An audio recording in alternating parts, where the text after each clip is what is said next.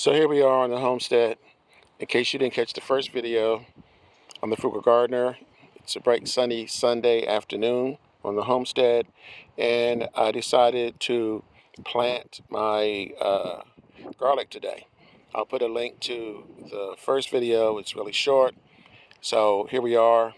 I used the muffin pan method again, and I probably could have spaced this a little bit further and put them in every other hole, but I have other things I want to put in this area. I want to put some peanuts and a couple other things. I have some other onions I want to put in here also, and they're called tropia onions. That's going to be an interesting video, and I'm looking forward to growing those this summer.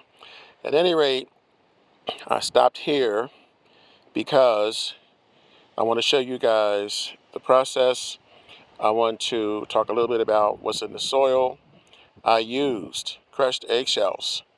I used banana peels that I dried out in the dehydrator, and then I pulverized them into a powder. I put that in here. So I also added coffee grounds and well, let me see, coffee grounds, banana peels, eggshells, and I put a little bit of Epsom salt in here, really not too much, but I also added the tops of the carrots.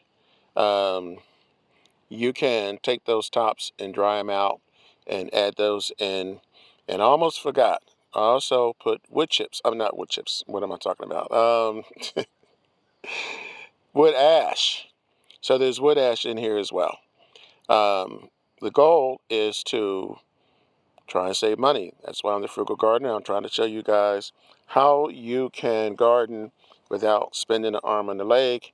And in the previous video, I explained to you that I prefer to grow my own garlic because a lot of companies bleach their garlic or they use chemicals in their garlic. A lot of the garlic, I think I read somewhere that 80% of the garlic comes from China. I'll let you do with that information what you will. At any rate, what I'm going to do now is I'm going to add a bag of soil to cover this. I'm going to put this probably 4 to 6 inches deep. Well, I'm going to cover it with about 4 more inches of soil. You don't want it too deep. So once it's covered, I'll give it a good watering and call it a day. Move on to the next project. So that's it for right now. And I hope you guys will pick some garlic up. You don't have to buy it from manufacturers. You can get organic garlic and follow the same process or something similar to this process. And in about 4 months, you'll have your own garlic to use, and you don't have to worry about what's in it. So that's it for now. I'm the Frugal Gardener. Thank you for stopping by and spending some time with me. I hope you are subscribed. If you're not, please do. And please feel free to repost this video. So I'll be here all spring, summer, fall, and winter. I never go away. So catch you guys on the next video in a couple of days. And remember, when you grow your own food, you'll always know where it comes from. Catch you guys the next time.